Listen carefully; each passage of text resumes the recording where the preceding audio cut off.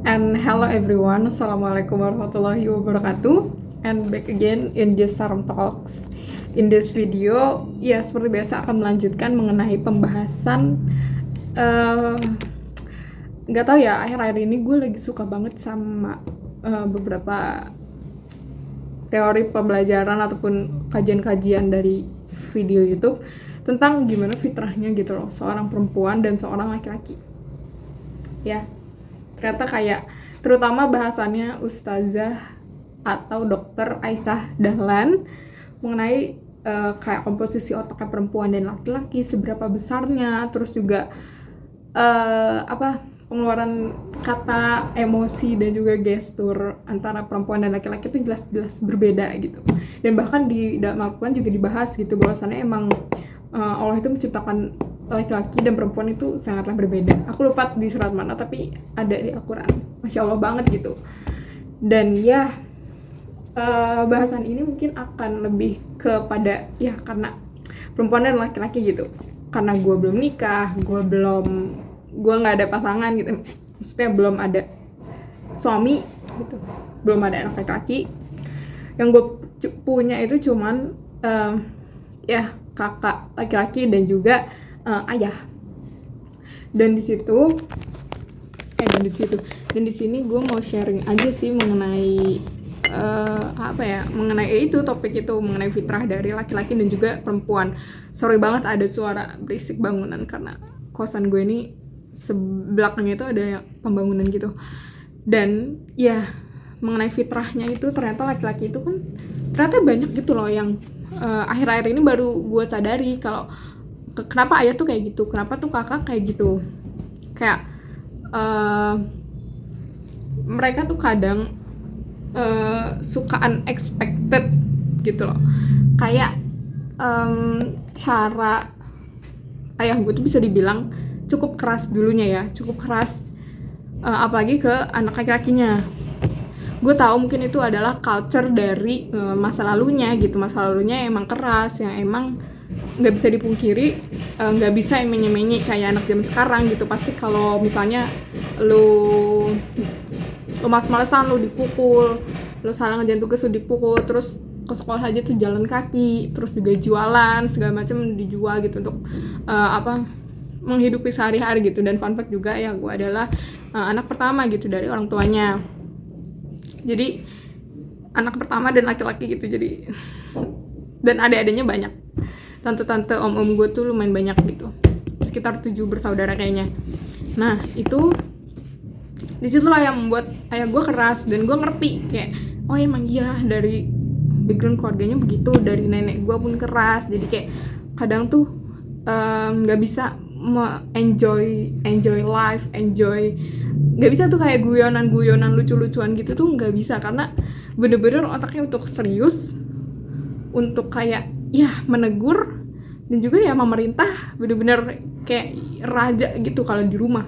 Tapi ketika sama anak perempuannya, alhamdulillahnya tidak ada sama sekali kata-kata kasar, bahkan kayak menegur ada sih, cuman gak ada yang sampai naikin intonasi bicara, itu gak ada. Alhamdulillah yang gue dapetin dari ayah gue malah ke anak perempuannya bener-bener yang sangat hampir dimanjakan ya, tapi tidak dengan cara yang bener-bener aku dibeliin apapun, aku diizinin apapun, enggak. Bahkan gue tuh ngekos, kayak gue tuh kuliah ya, sekarang tuh udah semester 6, dan semester 6 ini gue mostly ya jadwalnya itu nggak sepadat semester 1 sampai semester 5 gitu loh.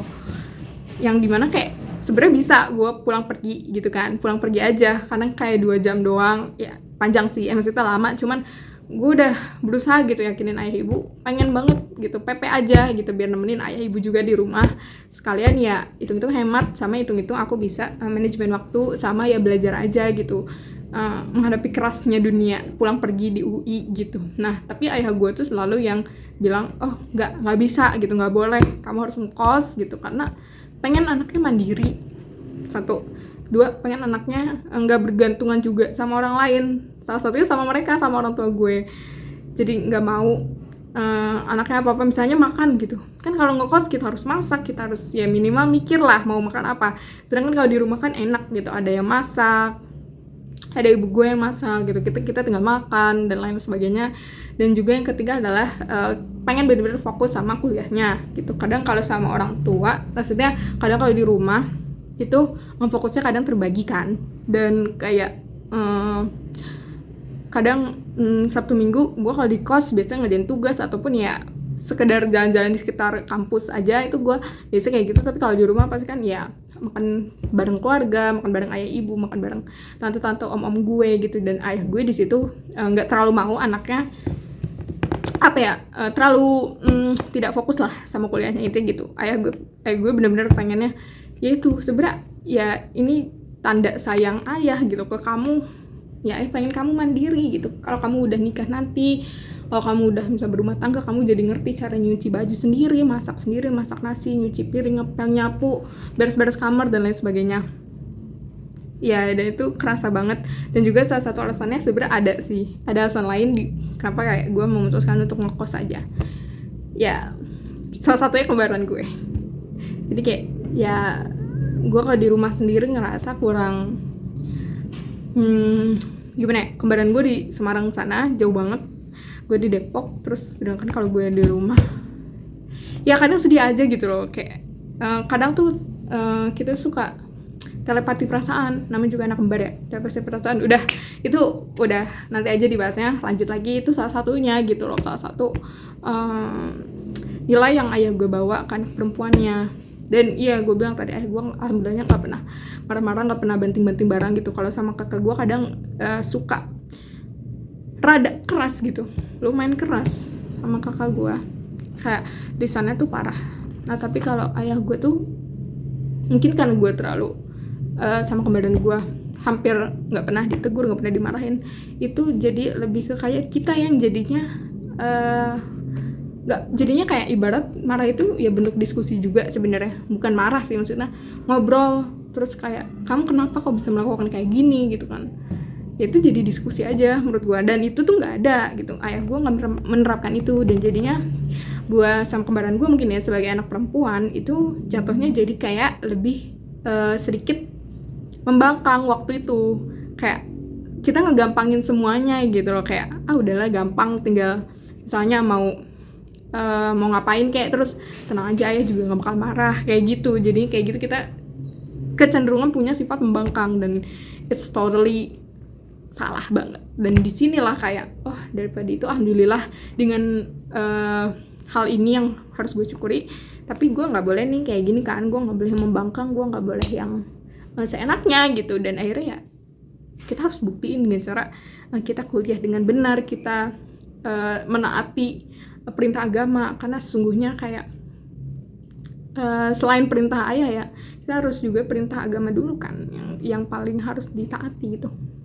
Kayak misalnya sekedar jaga batasan sama lawan jenis, terus juga amanah gitu. Kayak misalkan ayah ibu nitip kuliah yang benar, ya udah gue yang benar gitu, gak neko-neko, gak ngapa-ngapain. Tapi kalau bisa ikut organisasi tambahan terus ketemu relasi dengan itu, ayah gue senang banget gitu. Makanya ayah gue nyuruh gue ngekos biar supaya kamu explore lah gitu, udah explore aja gitu. Tapi ingat jaga batasan sama lawan jenis gitu. Kalau ada masalah sama lawan jenis, cerita gitu. Dan it happen, kadang gue suka ya biasa lah ya di organisasi gitu adalah percikan-percikan. Ya kita namanya juga ngeproker bareng selama kayak persiapan 3 bulan. Setiap hari kita ketemu rapat offline sampai gladi hari H itu bener-bener ketemu. Ya ada dong kayak rasa aduh apa ini gitu, kayak kok tiba-tiba canggung sama dia ya, kayak gitu. Dan kayak gitunya kadang gue sharing ke ayah atau enggak ke ibu. Disitulah ayah dengan orang Jawa kan istilahnya kepo ya. Ayah sama ibu tuh hampir kebalik sih. Kan kadang-kadang perempuan yang kepo ya, tapi ini ayah yang kepo, laki-laki yang kepo. Mungkin karena watak ayah tuh Jawa Tengah yang ya tipikal orang Jawa lah, yang kayak kepo banget. Ya langsung ditanya siapa, orang mana, anaknya, bapaknya kerja apa, ibunya kerja apa. Please gitu. Enggak bukan siapa-siapa gitu. Gue langsung udah memutus topik yang tadi, yaitu pokoknya. Terus eh, pas ada juga momen yang gue inget ketika kakak gue mau lamaran. Jadi waktu itu for your fun fact gitu ya, ayah itu ya seorang guru yang diangkat jadi kepala sekolah, dan dia udah jadi kepala sekolah selama kurang lebih 16 tahun, udah 4 periode gitu. Ayah gue jadi kepala sekolah dari gue SD, itu diangkat jadi kepala sekolah, terus dirotasi kan SMA mana, kebetulan kepala sekolah SMA. Nah itu terkadang jadi kayak 16 tahun gitu ya, dan plus gurunya itu guru bahasa Indonesia ya kurang lebih 25 tahun kali ya, 25 tahun gue menjalani profesi di bagian pendidikan, di bagian kayak harus menghadapi siswa-siswa gitu, belum lagi 16 tahun itu sebagai kepala sekolah. Itu kan jiwa pemimpinnya kan kayak pasti jiwa pemimpin, tegas, membuat keputusan segala macam, itu otoritas tertinggi di bapak gue gitu kan selama 16 tahun. Nah kadang habit yang seperti itu dibawa ke rumah gitu, dibawa ke suasana rumah gitu, kayak obrolan rumah, kayak udah misalkan kita lagi diskusi nih, suka kayak udah ayo capek tadi di sekolah, ini harus ngurusin ini itu, terus kayak kadang besoknya lagi setiap Sabtu Minggu ayah gue nggak pernah diem, kan libur tuh Sabtu Minggu pasti selalu udah ngelis tuh jamnya. Ayah gue jam 7 sampai jam 8 tuh udah ngelis gitu di WhatsApp grup, kayak jam ini kamu harus ngapain, misalnya nyuci motor, nyuci ini, terus ya kan nama juga gue gitu yang kadang tuh bangun aja, maksudnya tidur lagi habis subuh ya, bangunnya lagi kayak jam 10 kalau libur kan. Itu ya kadang ya bikin ayah gue kecewa, ayah gue ngomel tapi yang udah males, pada susah banget bangun pagi gitu lah ya. Nah itu jadi kayak kebiasaannya biasa terpenuhi di sekolah, tapi di rumah itu nggak terpenuhi karena ya kebiasaannya kan ya otomatis memerintah ya, dulu di sekolah memerintah, terus otomatis anak buahnya atau guru-guru lainnya menaatinya. Tapi kalau di rumah itu kan anak dan ayah tuh ya udah, anak ada bandelnya, bangun siang akhirnya nggak dikerjain semua tuh, gue nggak nyuci motor, gue nggak ke bengkel, gue nggak ganti oli segala macem gitu ya marah, nggak biasa gitu, biasanya gue di sekolah langsung ditaati. Nah hal yang seperti itu yang kadang ayah gue masih belum biasain gitu, antara di kerjaannya sama di rumah gitu. Sampai pas balik lagi pas kakak gue lamaran, itu di mobil kita mau menuju ke calon istri kakak gue yang mau dilamar itu, dan gue sempat bilang gini, kan gue deg-degan banget karena takutnya kan ini for the first time ever di keluarga gue gitu, ada yang nikah gitu, just kakak gue. Jadi kayak proses lamaran segala macam itu pertama kali di keluarga kita, dan pertama kali juga buat ayah ibu gue gitu.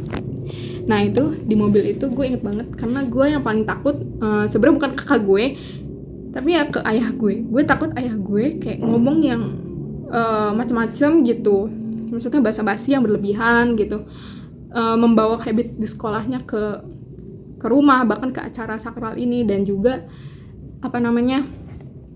ya itu ya takut lah pokoknya gue sama perkataan yang ayah gue mungkin akan ucapkan nanti di ketika lamaran. Gue sampai bilang gini, ayah tolong ya, di sini ayah bukan berperan sebagai kepala sekolah lagi gitu, bukan penghibur gitu, bukan yang orang yang bisa langsung dituruti perintahnya, langsung bisa diiyain omongannya.